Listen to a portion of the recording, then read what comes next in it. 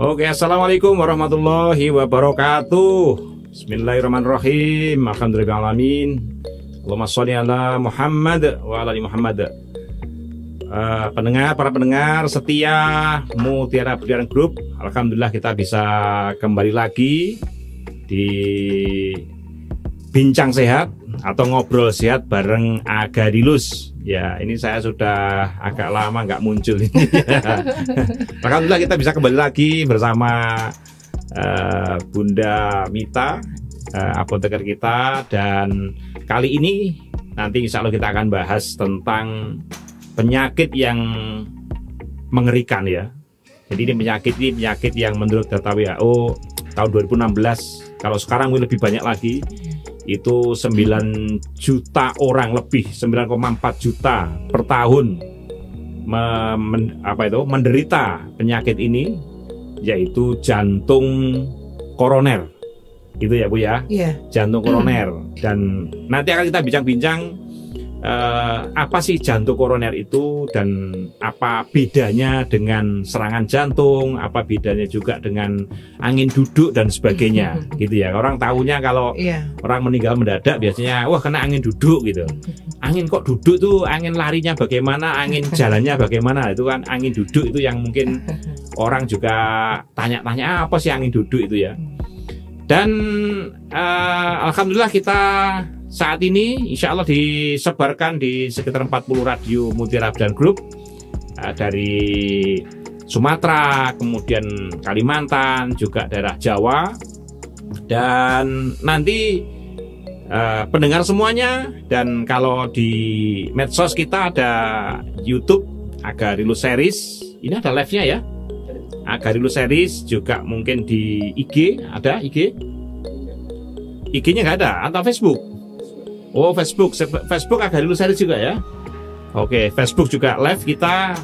Silakan ada tanya-tanya di 0822 33 00 0047 ya. Anda boleh nelpon, Anda boleh WhatsApp, dan insya Allah yang nelpon dan menghubungi kami nanti akan mendapatkan hadiah juga ya. Jadi jangan lupa yang menghubungi lewat WhatsApp atau lewat medsos, silakan Anda subscribe, share, komen, dan like ya. Jangan lupa itu ya.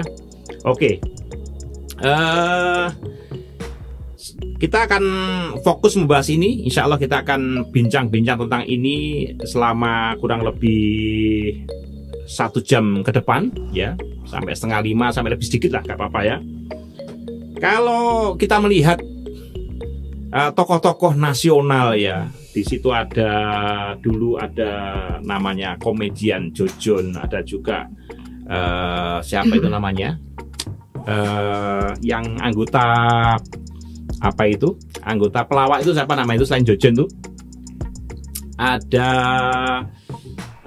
Aji Mas Said juga ya, dulu pengurus PSSI, anggota DPR juga,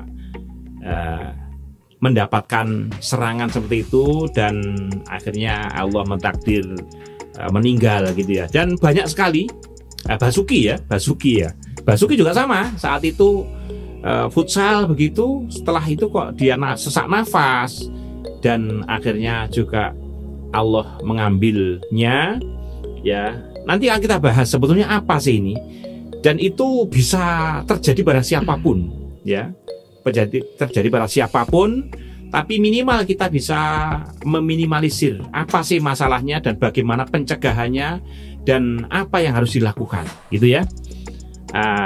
Mendampingi kami yaitu Bu Mita.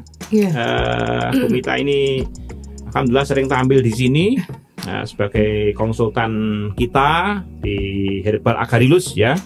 Nanti akan kita bahas sebetulnya apa sih. Nah ini, jadi saya ulang lagi sekali lagi, bagi yang ingin bertanya-tanya dan nanti Anda pasti dapat hadiah, silakan call di 0822 33 000047 ya, kosongnya 4 kali terus belakangnya 47 begitu ya.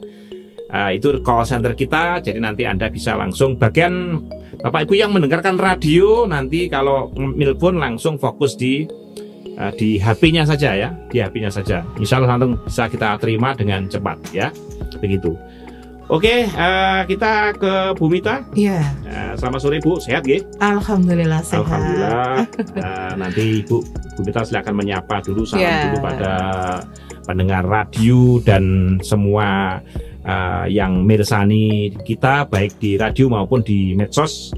Silakan Bu Mita. Pertanyaannya adalah apa itu jantung koroner dan apa penyebabnya?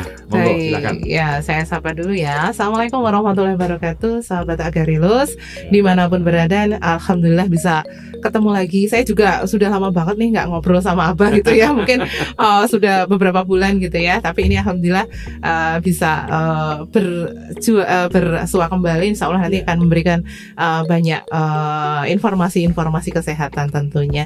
Baik, kalau berbicara tentang jantung koroner gitu ya, Pak. Jadi kita melihat dulu jantung sebagai sebuah organ di tubuh manusia yang sangat vital seperti itu. Kalau kita pengen lihat ukuran jantung kita tinggal mengepalkan tangan gini, Bah. Jadi ukurannya seginilah ya. Jadi tergantung kepalan tangan kita. Jadi seginilah ya jantungnya. Kemudian letaknya di dada sebelah kiri agak belakang seperti itu. Nah itu. Kemudian tugasnya apa ini? Tugasnya ini kok jantung? Iya. Jadi kalau secara anatomi fisiologi dia terbagi jadi 4 ruangan, ada 2 serambi, ada 2 bilik. Kemudian di jantung itu dilingkupi dengan otot polos ya, Bah ya. Jadi otot polos itu adalah otot yang bekerja tanpa kita sadari gitu ya. Jadi ketika kita tidur, otot polosnya juga bekerja untuk kemudian membantu jantung memompa darah. Jadi kalau dilihat dari fungsinya, berarti jantung itu fungsinya memompa darah untuk kemudian yang kaya dengan oksigen untuk dialirkan ke seluruh tubuh ya, mulai dari artinya sangat vital sekali. Betul. Jadi mengaliri darah yang berisi oksigen mulai dari anggota tubuh kita yang paling atas ya, otak sampai ke kaki seperti itu. Jadi itu fungsi dari jantung seperti itu. Nah, kemudian kalau misalnya tadi disebutkan jantung koroner ya. Jadi tadi saya sebutkan jantung dilingkupi oleh seperti otot ya, otot polos tadi dinamakan otot jantung. Nah, di otot jantung itu banyak sekali pembuluh darah. Jadi pembuluh darah ini fungsinya untuk kemudian biar otot jantungnya itu selalu bekerja dengan baik gitu ya. Nah, pembuluh darah yang menuju jantung ini disebut sebagai pembuluh darah koroner. Nah, seperti itu. Jadi memang semua pembuluh darah yang mengelilingi jantung itu namanya koroner ya, koroner ya, betul, atau arteri koroner ya, seperti itu. Nah, kalau berbicara tentang jantung koroner, berarti sebenarnya awalnya yang terjadi kerusakan atau terjadi penyakit itu adalah di pembuluh darahnya. Darahnya. Ya, jadi belum ke jantung sebenarnya belum ya, walaupun salurannya berarti ya salurannya. Jadi kalau misalnya nanti pada akhirnya juga kemudian fungsi jantung juga terganggu, berarti awalnya dari salurannya itu. Dari salurannya dulu. Kalau dia ada sumbatan-sumbatan menjadikan jantung itu kerjanya tidak maksimal, tidak optimal, dan itu disebabkan karena biasanya karena lifestyle dan pola makan kita. Jadi gitu ya, kalau sumbatan itu bisa karena sumbatan lemak, Bah. Kemudian ada sumbatan karena dia terjadi inflamasi atau peradangan yang terus-menerus. Kemudian terjadi di sumbatan di daerah itu gitu ya. Jadi kalau misalnya sumbatan tadi bisa berupa sumbatan lemak gitu ya. Tentu saja tadi sudah disampaikan bahwa itu berasal dari pola makan kita yang nggak bagus, tinggi kolesterol seperti itu, tinggi gula. Nah, ini yang kemudian membuat sumbatan. Kemudian kalau inflamasi atau peradangan bisa karena misalnya perokok berat, seperti itu juga membuat pembuluh darah koroner ini menjadi radang atau inflamasi dan akhirnya menjadi sumbatan itu tadi. Perokok berat. Ya. Apa korelasinya, Bu? Perokok berat kok menjadikan ada sumbatan? Jadi itu kalau ini? Misalnya sebenarnya nggak ada faedahnya sama sekali merokok itu ya. Jadi asap rokok itu ternyata bisa kemudian membuat diameter pembuluh darah itu mengecil, Pak. Jadi seperti itu. Yang pertama, yang kedua, racun-racun di dalam asap rokok ternyata bisa kemudian mempertebal plak yang ada di pembuluh darah koroner. Ini masalahnya, racunnya, nikotinnya juga betul. Itu bisa mempertebal plak. Plak itu berarti artinya semacam zat lemak endapan di pembuluh darah sangat lembut sekali itu di pembuluh darah jantung gitu ya. Betul dan itu kalau sudah endapannya terlalu tinggi akhirnya bisa menyumbat juga betul gitu ya. Tadi korelasinya rokok berarti memang kadar racunnya betul dan juga efek dari kemudian sebenarnya memang kadang ada perokok ini aku ngerokok 5 tahun sehat-sehat aja mungkin ada yang seperti itu ya, itu belum aja gitu ya. Jadi kadang kita memang endapan plak itu memang tidak terjadi 1 tahun 2 tahun ya Bah ya. Jadi mungkin perlu proses yang agak panjang, akumulasi betul. Jadi kalau misalnya sekarang masih merasa sehat-sehat aja dengan merokok ya mungkin karena belum aja seperti itu. Jadi itu nanti mungkin akan terakumulasi, mungkin akan timbul beberapa tahun kemudian dan itu mungkin tidak disadari seperti itu. Itu yang kemudian menjadi bahaya tadi ya seperti itu. Jadi salah satu penyebab jantung koroner salah satunya itu masuk rokok merokok. Dan pola makan yang tadi tidak sehat. Berarti apa Bu itu? Mungkin goreng-gorengan. Kalau misalnya lemak berarti lemak yang jenuh ya. Artinya lemak jenuh itu yang tidak diproses menjadi energi malah kemudian ditimbun di pembuluh darah gitu ya. Jadi memang dia tidak bisa larut di darah kemudian cuma ditimbun aja seperti itu.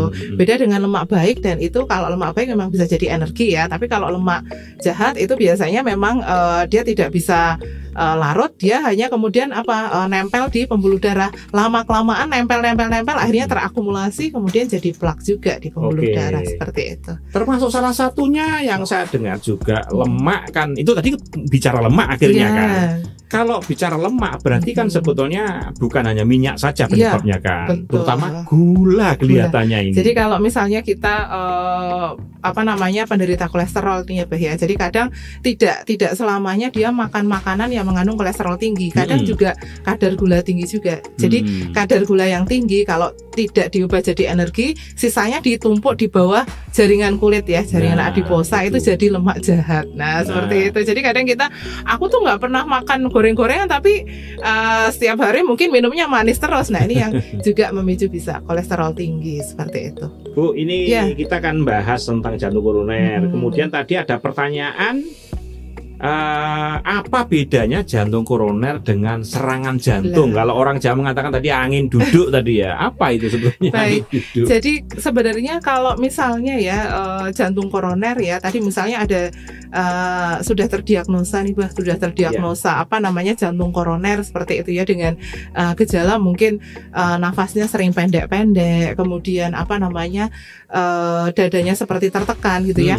Biasanya terjadinya memang yang sering dirasakan nyeri dada sebelah kiri gitu ya. Nyeri dada sebelah kiri. Ya, itu khas sekali. Kemudian nafasnya agak ngos-ngosan, apalagi kalau naik tangga ya. Atau mungkin kalau sudah penyumbatannya sudah parah itu mungkin jalan 1 meter aja dia udah ngos-ngosan gitu. Mungkin nyapu lantai aja dia udah ngos-ngosan seperti itu. Jalan 10 meter aja kadang sudah ngos-ngosan, itu berarti perlu mungkin ya sudah ada banyak penyumbatan. Nah kalau sudah terdiagnosa memang ada jantung koroner atau penyumbatan di pembuluh darah koroner, nah ini jangan dibiarkan, harus ditreatment seperti itu. Takutnya nanti kalau tidak termanage dengan baik akhirnya terjadi heart attack atau serangan jantung. Jadi sebenarnya serangan jantung itu terjadi ketika memang pembuluh darah koroner benar-benar sudah menyumbat, akhirnya nggak bisa darah masuk, nggak ada suplai oksigen ke jantung, akhirnya terjadi kasus henti jantung. Berarti heart attack ini berarti sudah flak Bu ya. Flaknya sudah banyak berarti ya. Akhirnya menyumbat, kemudian oksigennya nggak bisa mensuplai ke jantung seperti itu. Akhirnya yang terjadi dia mungkin merasakan sakit dada sebelah kiri yang sangat, kemudian dia nggak bisa bernafas. Itu sudah emergency ya, sudah harus langsung dibawa ke UGD. Dan biasanya kalau sudah flaknya banyak sekali harus dipasang ring Bu. Iya, nanti kalau misalnya sudah penanganannya memang harus ke UGD, kemudian mungkin dikasih alat henti, alat oksigen dulu ya seperti itu, atau kejut jantung ya. Kemudian mungkin nanti dokter juga akan melakukan beberapa treatment, mungkin balonisasi atau balon kateter seperti itu. Nah, untuk memperlebar lagi pembuluh darah atau mungkin untuk biar plaknya itu tidak menyumbat seperti itu. Tapi kalau misalnya bisa diupayakan tidak sampai ke serangan jantung, nah jantung koroner ini juga bisa diupayakan untuk sembuh seperti itu, Mbak. Gitu. Artinya kan tetap kata-kata bijak mencegah lebih baik daripada mengobati. Betul. Ini jadi sangat tepat berarti kan, Bu. Jadi tindakan preventif itu lebih tepat seperti itu. Daripada kuratif ya. Kuratif kan mengobati. Kalau di situ akut sampai terjadi heart attack tadi atau angin duduk tadi atau serangan jantung, bisa-bisa saat itu juga nyawanya bisa tidak terselamatkan, kan begitu. Ya, seperti yang Abah tadi sampaikan, ada beberapa nama-nama tadi ya, Ajima Said mungkin juga. Ini nama-nama sebenarnya nama-nama yang sudah lama dan sebetulnya nama banyak banget ya, kan 9,4 juta itu data 2016 kan, 2022 kemungkinan sudah di atas 10 juta ya. Jadi mungkin pas posisi tidur kok kemudian nggak bangun-bangun. Nah ini yang mungkin terjadi serangannya pas dia tidur. Jadi memang sangat-sangat berbahaya seperti itu ya, ketika mungkin tidur serangannya terjadi pada saat itu, tidak ada orang yang tahu, kemudian tidak segera dilarikan ke UGD, akhirnya ya seperti itu. Oke. Silakan Bapak Ibu pendengar Mutiara Brilian Group dan yang melihat di medsos kita, ada Agadu Series di YouTube dan ada di Facebook juga Agadu Series. Silakan yang mau tanya-tanya boleh, berkaitan dengan jantung koroner dan penyakit-penyakit lain juga boleh. Nanti akan kita carikan solusinya dan perannya apa nanti produk-produk Mutiara Berlian, produk-produk Agadus ini bisa membantu pada solusi baik preventif maupun kuratif, baik pencegahan maupun nanti juga pengobatan gitu ya. Silakan kontak di 0822 3300 0097 ya. Ini kamera yang mana? Yang tengah ya. 082 0822 gitu ya. 3300 0097. 47, sorry. Belakangnya 47 malah 9 nih ngomong. Mungkin bisa diulangi lagi, Pak. Mungkin. Saya ulangi lagi ya. Waduh, kleru. 0822 33 000047 ya, bukan 97. Biasanya ono layari kalau layari mau. Atau mungkin di luar tema kita juga boleh ya, boleh. Masih Jadi seputar kesehatan. Seputar kesehatan. Mama di saat ini Bapak Ibu ada yang keluarganya atau Bapak Ibu mendengarkan radio kita, mungkin ada keluhan asam urat atau keluhan diabetes yang gulanya tinggi atau mungkin keluhan stroke dan sebagainya. Insya Allah kita berusaha untuk memberikan solusi.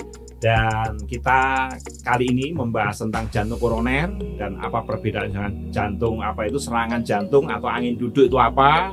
Kita bahas tadi sudah banyak pembahasan dan silakan Bapak Ibu yang akan menghubungi kita ya untuk pendengar radio dan juga di medsos kita di 0822 33 000047 ya, 0047 yang belakang ya. Ini sebelum kita lanjutkan ada pertanyaan dari YouTube ini Bu ya. Iya, silakan. Kalau sering begadang bisa nggak mempengaruhi kesehatan jantung? Nah, begadang ini ya. Begadang. Oke. Silakan Bu. Ya, jadi kalau misalnya salah satu pencetus dari jantung koroner itu adalah tekanan darah tinggi gitu ya.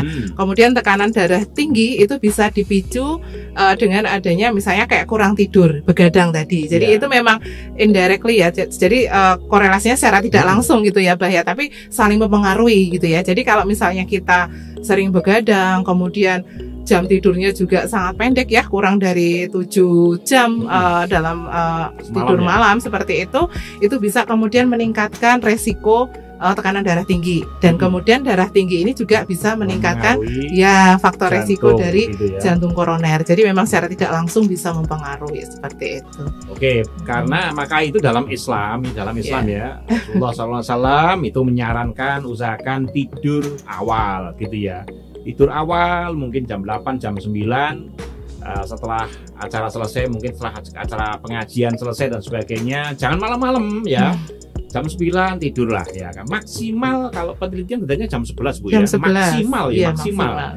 Usahakan di awal, nanti bangun di awal juga untuk tahajud malam. Itu insya Allah lebih sehat ya, karena ini sudah diteliti oleh para peneliti gitu ya. Jadi artinya ketika Anda sering begadang itu secara tidak langsung karena memengaruhi kerja jantungnya, tekanan gitu ya. Darah tinggi, tekanannya tensi jadi tinggi dan itu pasti memengaruhi kerja jantung. Gitu dia. Yang dari YouTube. Ada pertanyaan lagi ini, bagaimana kalau penanganan pertama untuk serangan jantung itu gimana ya? Jadi tadi sudah saya sampaikan ya, jadi kalau heart attack atau serangan jantung mau nggak mau langsung lari ke UGD karena pasti ada treatment ya yang kemudian membuat bisa kemudian bernafas lagi ya. Jadi sebenarnya kalau misalnya serangan jantung kemudian kita hanya di rumah saja itu mungkin akan memperbesar resiko, Bah. Jadi harus langsung dibawa ke UGD. Ciri-cirinya apa, Bu? Serangan jantung biasanya kalau misalnya dadanya seperti, ada yang merasakan dadanya seperti tertekan gitu ya. Jadi dada sebelah kiri nafasnya sulit, dadanya sangat sakit. Jadi kayak diremas-remas gitu ya. Jadi memang kesulitan bernafas yang sangat gitu ya. Jadi bahkan ada yang kemudian tidak bisa mengucapkan satu suku kata. Ada yang seperti itu ya. Dan itu yang merupakan ciri-cirinya. Kalau misalnya sudah begitu serangan seperti itu, bahkan ada yang bibirnya membiru karena sianosis ya, kekurangan oksigen, ini harus segera dilarikan ke rumah sakit untuk memperkecil resiko kematian seperti itu ya. Jadi yang bisa dilakukan ya gimana caranya biar tidak terjadi heart attack seperti itu, Bah. Jadi gimana caranya biar tidak terjadi serangan. Berarti kan kita harus gimana caranya jantung kita sehat, gimana caranya biar pembuluh darah koroner kita sehat seperti kembali preventif itu. Ya. Iya, seperti itu. Oke, jadi ini penanganan pertama. Ya kalau memang sudah betul-betul ada serangan jantung, susah bernafas, seperti diremas-remas di dada dan nafasnya terengah-engah dan berat sekali, segera dibawa ke rumah sakit begitu ya. Tapi ini pengalaman, Bu ya, pengalaman kalau hanya biru. Jadi hanya biru wajahnya, tangannya, bibirnya. Sianosis ya. Itu ketika ada jamaah kita yang dulu umroh di Mekah gitu ya, ketika tawaf, biru semua dan lemas begitu ya. Langsung ditetesi sama ini. Oh gitu ya, ada pengalaman ya ternyata. Oke. Hanya 3 tetes gitu ya, diteteskan langsung di lidahnya begitu ya. Alhamdulillah tertolong, Bu. Jadi tidak perlu lama-lama. Jarak mungkin 1 menit itu sudah agak longgar di dadanya, agak longgar gitu ya. Kemudian dia masih beristirahat kurang lebih 3 menit gitu ya. Terus dia langsung bisa kembali tawaf lagi. Ini seorang ibu-ibu dari Pagar Alam ya. Mungkin nanti kalau mungkin ada ini slide-nya itu ya. Jadi ibu-ibu yang dari Pagar Alam ketika itu ikut umroh bersama kita. Nah itu gejalanya gitu, biru, terus lemes, dia langsung duduk saja. Nah, kebetulan dokter kita saat itu sudah kasih drop aja, ditetesi 3 tetes sama 5 tetes sama berapa gitu, jarak 1 menit, alhamdulillah dia langsung agak lega.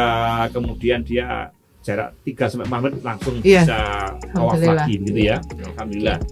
Kalau mama tidak sudah parah lagi, sudah parah ya berarti harus dibawa ke rumah sakit. Ya, artinya kalau yang masih bisa minum itu berarti pasien masih bisa diajak kerjasama, artinya masih bisa untuk minum. Tapi kadang ada heart attack yang memang pasiennya udah nggak bisa diajak kerjasama, jadi ngomong aja nggak bisa, minum apalagi gitu ya. Jadi memang harus dilihat segera, dilihat. Harus segera dibawa ke rumah sakit gitu ya. Oke.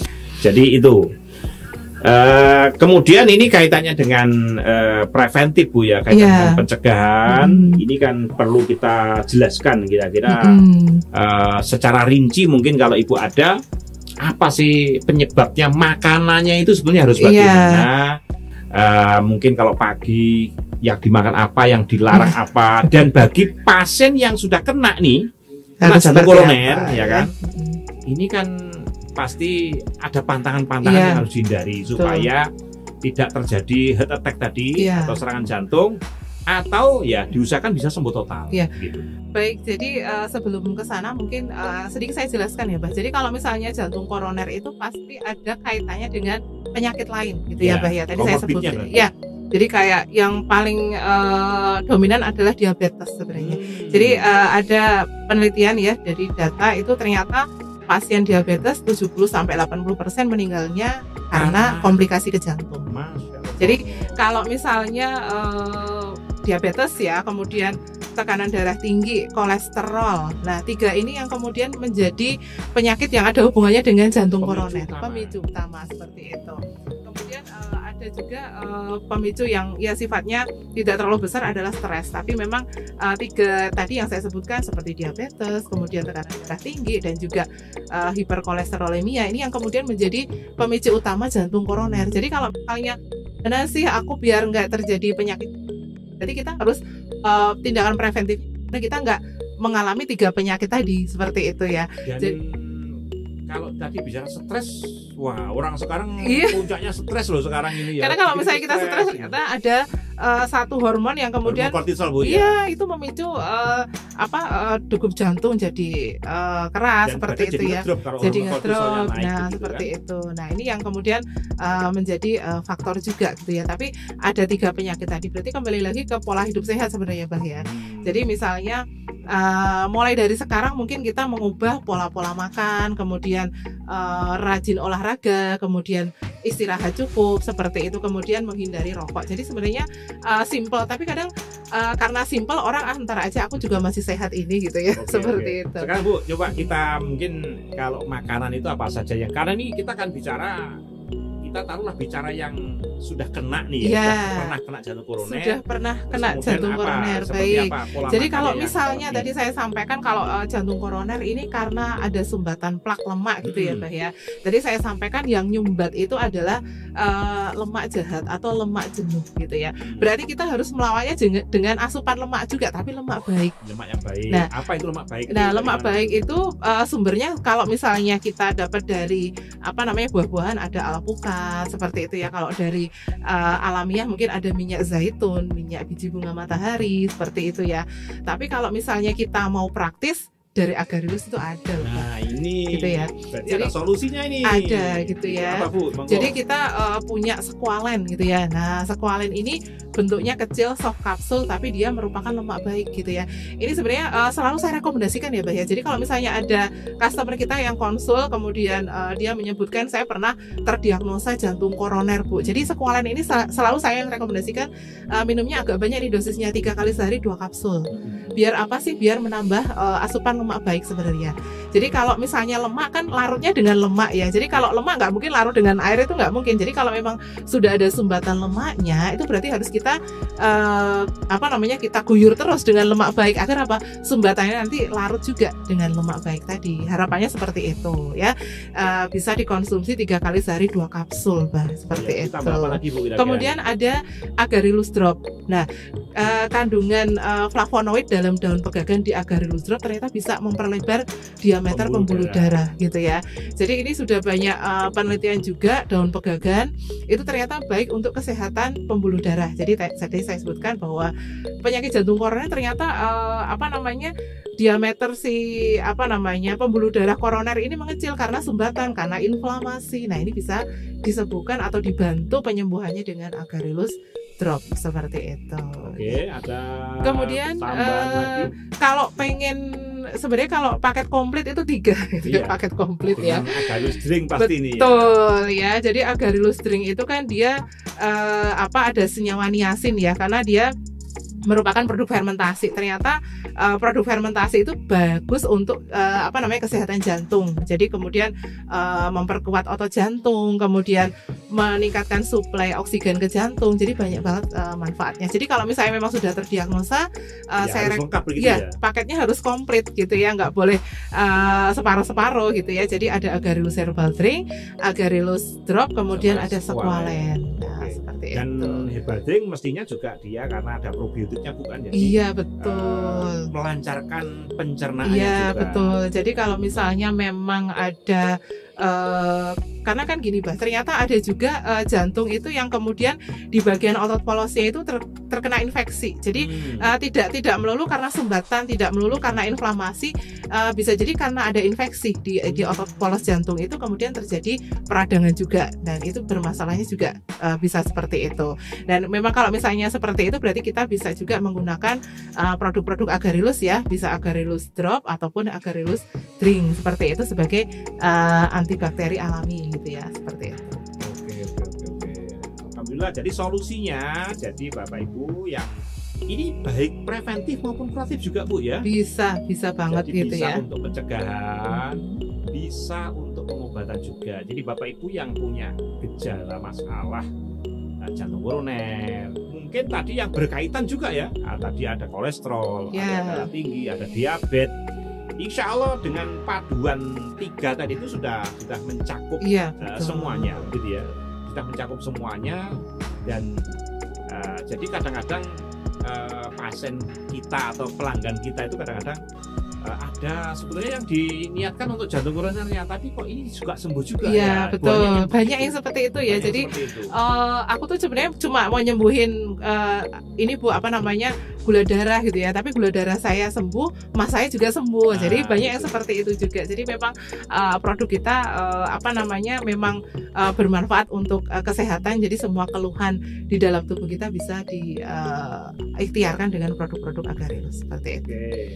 Ini ada pertanyaan satu lagi dari YouTube ini. Dari YouTube ini, kolesterol tinggi itu gimana sih Dok? Nah, begitu. Jadi ini monggo tadi sudah dibahas sebetulnya, tapi tidak apa-apa karena ada pertanyaan dijawab lagi, tidak apa-apa. Monggo. Jadi kalau kolesterol itu kan apa namanya, ada trigliserida, ada HDL, ada LDL gitu ya. Ada HDL, ada LDL. Ini berarti yang jahat yang mana Bu ini? Ya, kalau yang baik itu pasti high density atau HDL. Jadi kalau misalnya kita pengen mempertinggi itu sebenarnya HDL yang ditinggiin gitu ya. ditinggikan. LDL-nya harus turun. LDL-nya pasti turun seperti gitu kan. itu. Jadi kalau misalnya gampangnya gini, LDL itu lemak jahat ya yang nggak bisa larut. Dia kerjanya cuma nyampahnya di mana, di pembuluh darah gitu ya. Jadi kalau misalnya ada lemak nggak bisa larut, dia cuma nyampah di pembuluh darah jadi plak seperti itu. Nah kalau HDL-nya dia itu kayak tukang sapu gitu ya. Jadi yang tadi nyampah si LDL disapu sama HDL-nya seperti itu. Jadi kalau analoginya seperti itu. Jadi kalau kita misalnya kolesterolku tinggi nih, kolesterol jahat ya, LDL-nya tinggi seperti itu. Berarti yang kita harus logikanya berarti HDL-ku juga harus tinggi juga seperti itu biar ada keseimbangan seperti itu. Kadang kan kita hanya berpikirnya gimana sih LDL-nya biar turun, tapi nggak berpikir gimana HDL-nya bisa naik seperti itu.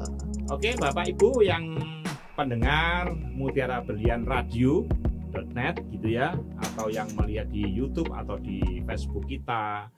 Bagi Bapak Ibu yang ingin tanya-tanya atau tanya apapun lah masalah kesehatan, insya Allah kita bisa memberikan solusi. Yang penting kan solusinya, ya kan? Jadi kita fokus pada solusinya yang penting ya. Jangan lupa kita tombol saja 082 33 00 0047 ya. Ini Anda simpan boleh, ini call center kami yang setiap saat, pokoknya hari kerja insya Allah Anda bisa mendapatkan pertanyaan apapun gitu ya. Jadi kan preventif lebih bagus Bu ya. Nah kalau mama olahraga ini sebenarnya olahraga apa sih yang paling cocok untuk pasien atau penderita jantung koroner Bu ya? Pasti ini kan tidak boleh yang terlalu berat, kardio terlalu tinggi gitu ya. Apa Bu yang paling cocok ya? Iya, jadi kalau misalnya memang ada yang kemudian tidak semua olahraga ya boleh dilakukan untuk pasien jantung koroner. Ada yang kemudian harus konsultasi dulu ke dokter terkait dengan kondisi kesehatannya. Tetapi sebenarnya yang paling aman adalah jalan kaki gitu ya. Jalan kaki saja. Jalan kaki saja. Cukup 500 langkah sebenarnya sudah cukup setiap hari gitu ya. 500 langkah itu berarti kurang lebih 1 meter 2 langkah berarti ya kurang lebih 500-an meter ya gitu 500 ya. 500 meter ya, antara setengah kilo sampai 1 kilo Iya, lah ya. betul, seperti itu. Jadi sebenarnya kalau misalnya memang sih kadang bagus ya olahraga bisa mencegah penyakit jantung. Tapi kalau memang sudah terkena penyakit jantung, ini yang juga harus hati-hati gimana caranya olahraganya biar tidak memperberat gitu ya kerja jantung seperti itu.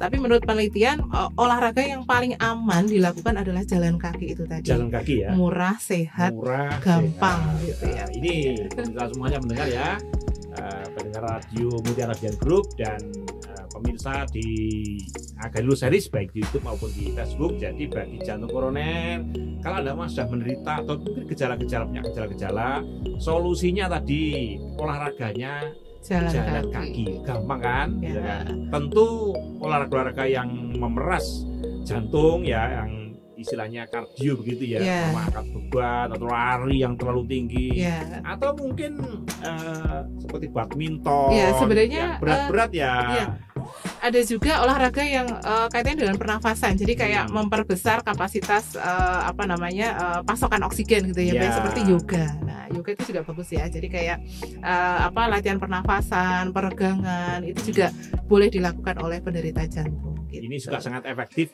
kalau seperti yoga itu pernafasan kan Bu ya. Iya. Rumusnya biasanya sebetulnya kalau hanya pernafasan itu 478. Jadi 4 itu tariknya 4 not ya, 4. Iya, betul. 4 titik ya kira-kira 4 hitungan. Nanti ditahan 7 hitungan, 8-nya pelan-pelan saja, ya kan. Betul. Jadi jangan keras-keras nafasnya. Dan itu dia yang saya lakukan sendiri, dia akan mengurangi stres. Iya, betul. Jadi kalau kita stres kan bisa diukur di HP itu. Kita stres, kok stres banget ini. Ada alat deteksinya ternyata, Bang. Setelah kita pernafasan itu ya, pernafasan itu alhamdulillah stresnya diukur lagi bisa turun. Iya, karena kalau misalnya stres itu memang ternyata kadar oksigen di otak itu berkurang, Bah, seperti itu. Nah, dengan latihan pernafasan sebenarnya kita memberikan asupan oksigen lagi ke otak seperti itu. Jadi memang yang pertama dilakukan memang tarik nafas, itu betul ya. Jadi tahan kemudian hembuskan pelan-pelan seperti itu. Semua dari hidung tadi ya. Jadi kita tarik nafas dari hidung, kemudian tahan, lepaskan dari hidung pelan-pelan. Diulangi berkali-kali. Anda boleh menikmati pernafasan itu dengan mungkin supaya stresnya lebih cepat, itu mungkin dengan memejamkan mata gitu ya. Jadi supaya nggak mikir sana-sana. Melihat pernafasan di mripate masih melihat, padahal si mikir kono akhirnya nggak kurang cepat turunnya. Kalau dengan menikmati pernafasan tadi itu sangat efektif sekali. Ya, jadi berarti olahraganya mudah jalan kaki gitu ya. Atau tadi latihan pernafasan, yoga gitu ya. Mungkin kalau yoga bisalah nyetel YouTube gitu ya, Pak ya. Sekarang pada YouTube ya betul sekali ya. Mungkin kalau nggak ada waktu Bu untuk ikut kelas-kelas yoga gitu ya. Jadi bisa lihat inhale, gitu kan. Seperti itu. Begitu. Okay. Kemudian Bu, ini kita ulang kembali ya. Jadi untuk preventifnya tentu pasti pola makannya diperbaiki. Ya, betul. Pola makan diperbaiki. Kemudian juga ada olahraga, walaupun mungkin satu hari itu mungkin berapa jam? Ya, 15 menit cukup sebenarnya. Jadi kalau cirinya olahraga yang baik itu ritmenya ada gitu ya, Pak. Jadi nggak hari ini 2 jam, besok seminggu nggak olahraga kemudian itu. Jadi kalau misalnya olahraga yang baik itu punya ritme yang rutin gitu ya. Jadi sehari 15 menit seperti itu, tapi rutin dilakukan seperti itu ya. Kalau yang terbaik mungkin antara 15 menit sampai 30 menit. Bagus sekali itu ya. Kalau misalnya memang bisa berenang itu juga tambah bagus, karena sebenarnya kalau berenang itu kan kita semuanya bergerak, Mas. Jadi kemudian pernafasan iya gitu ya, kemudian semua anggota tubuh juga bergerak. Ini kemudian bisa merelaksasi dari semua anggota tubuh kita. Tapi kalau memang tidak bisa dilakukan, ya tadi jalan kaki sebenarnya sudah cukup seperti itu. Oke. Kita sebelum kita close Bu ya. Iya. Ini masih ada waktu Mas ya. Masih ada waktu sedikit. Jadi di samping solusinya tadi pola makan, kemudian jadi olahraga juga, ya kan. Kemudian tadi kalau sudah betul-betul kena ya segera dibawa ke rumah sakit. Tapi ini untuk preventif dan untuk yang belum sampai yang heart attack tadi ya, belum sampai yang parah. Nah, ini pengobatannya dengan kita mungkin tadi yang ada yang belum melihat, belum mendengar, kita ulangi lagi untuk solusinya sekarang Bu. Karena waktu tinggal sedikit, kita fokus pada solusinya. Baik, jadi yang pertama perbaiki pola makan. Jadi kebutuhan makan kan hanya sebenarnya karbohidrat, protein, lemak, serat gitu ya. Serat. Jadi yang itu dominasi apa harusnya? harusnya setengah porsi itu serat ya, tapi kadang orang Indonesia itu semua porsinya karbohidrat gitu ya. Jadi kalau satu piring itu sebenarnya setengah nasi, lauknya mie gitu.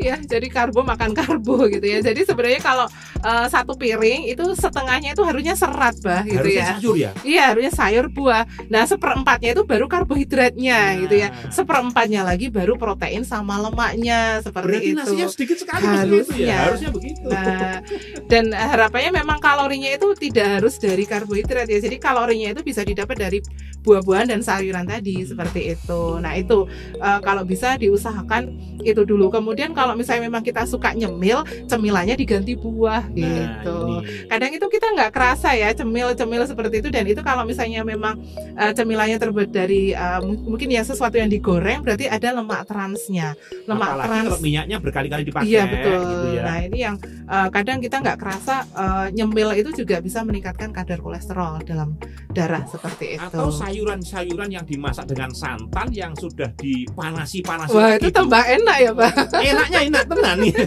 Itu juga ya. Jadi memang kalau memang sayur tuh yang seperti apa, harusnya sayurnya yang memang cara pengolahannya mungkin hanya direbus saja gitu ya. Jadi memang tidak kemudian sayur yang memang kadang cara pengolahan makanan itu juga berpengaruh ya. Jadi memang yang paling bagus ya hanya direbus saja, seperti itu. Kemudian artinya tadi kalau masakan santan Bu ya, kalau jadi panasi lagi kan artinya ini jadi lemak jahat juga kan. Betul. Jadi santan itu kalau nggak perlu 2 kali pemanasan ya, Bah. Jadi santan itu kalau dipanasin sudah jadi lemak jenuh. Jadi itu sudah jadi lemak jahat di dalam tubuh kita, seperti itu. Pokoknya semakin gurih itu semakin jahat, semakin jahat, semakin gurih semakin jahat ya kan. Oke. Iya. Solusi herbalnya Bu. Ya, jadi kalau misalnya kita sudah ngerasa nih seminggu ini kayaknya makananku berantakan gitu ya, udah makan gorengan, makan junk food gitu ya. Nah, kemudian kita harus kembali lagi ke pola hidup sehat tadi, porsi-porsi makanan yang sudah saya sampaikan, dan juga mengkonsumsi produk-produk Agarelus ya. Jadi bisa Agarelus drop 3 kali sehari. Untuk tindakan preventif itu cuma 5 tetes aja. Jadi pagi 5 tetes, siang 5 tetes, sorenya 5 tetes, Bah.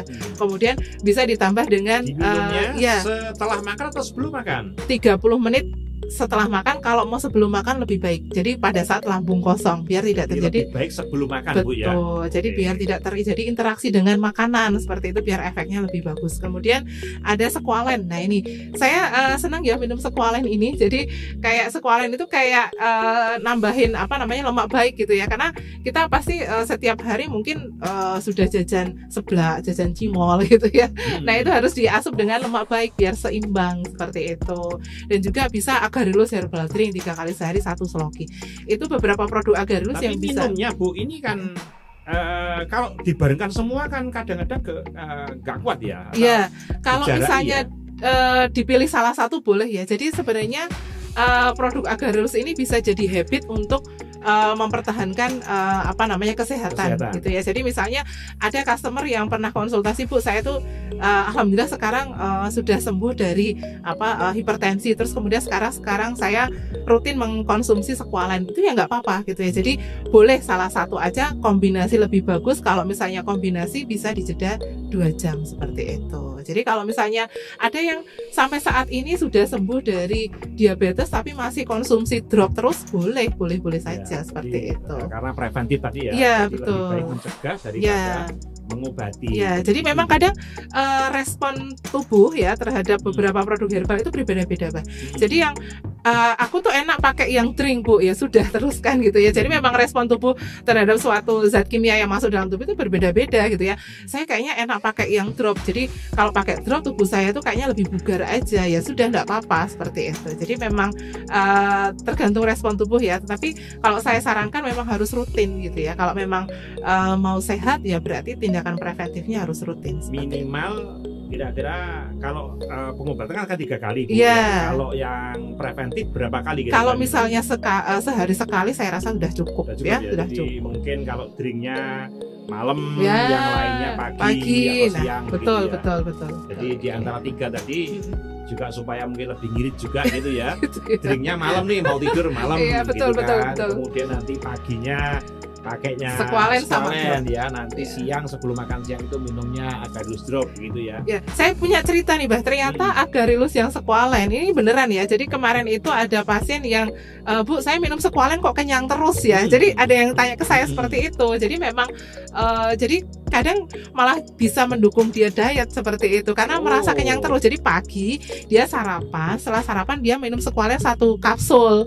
Terus sampai siang itu nggak ngerasa lapar gitu ya. Jadi ini bagus banget Bu untuk mendukung program diet saya seperti itu. Jadi memang karena memang asupan lemak baik itu bisa kemudian meningkatkan rasa kenyang. Jadi memang nggak pengen makan terus seperti itu, masih ada kalorinya. Ini dengerin teman-teman yang studio, dengerin itu, ya kan?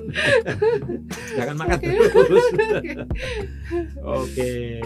Masih ada waktunya kah atau sudah selesai? Wah, nggak kerasa ya. Kita waktu kita sudah habis. Jadi, tapi sebelumnya pengalaman dari pasien-pasien kita, alhamdulillah yang kemarin pernah di ring 3 kali, alhamdulillah bisa sembuh. Alhamdulillah yang pernah di ring 2 kali, alhamdulillah bisa sembuh dengan produk-produk kita ini. Jadi Anda bisa melihat pasien-pasien yang sembuh di Agarylus Series di YouTube channel kita Agarylus Series, kemudian di YouTube kita, di Facebook kita juga Agarylus Series. Anda bisa melihat di situ banyak kesaksian-kesaksian yang mana penyakit-penyakit apa saja yang di situ bisa sembuh dengan kesaksian itu. Anda bisa lihat di sana, tinggal klik saja nanti keluar semua. Di YouTube tinggal ada tulis Agarylus nanti keluar semua nanti ya. Jadi begitu. Jadi alhamdulillah kita berjuang untuk membesarkan Agarylus di sini, ya kan? Insya Allah sudah kurang lebih 10 tahun dan alhamdulillah sudah ratusan ribu masyarakat Indonesia terbantu dengan produk-produk Agarylus ini.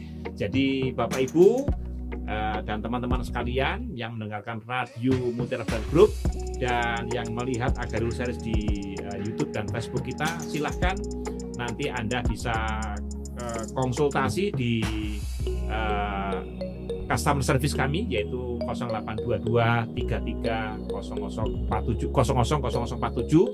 dan walaupun ini tidak live, Anda tetap bisa Anda konsultasi lewat customer service tersebut, atau mungkin Anda bisa chat juga di medsos kita gitu ya.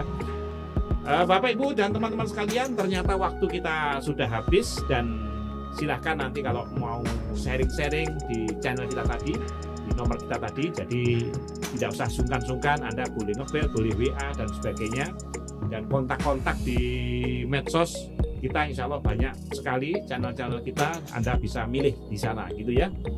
Terima kasih, semoga tayangan kita ini memberikan manfaat pada kita semuanya. Semoga teman-teman dan Bapak Ibu saya selalu sehat dan selalu mendapatkan kesehatan yang maksimal dengan produk-produk Agarylus dari CV Mutiara Berlian. Terima kasih, bila ada kurang lebihnya mohon maaf yang sebesar-besarnya. Akhirul kalam. Assalamualaikum warahmatullahi wabarakatuh. Salam sehat dan sukses.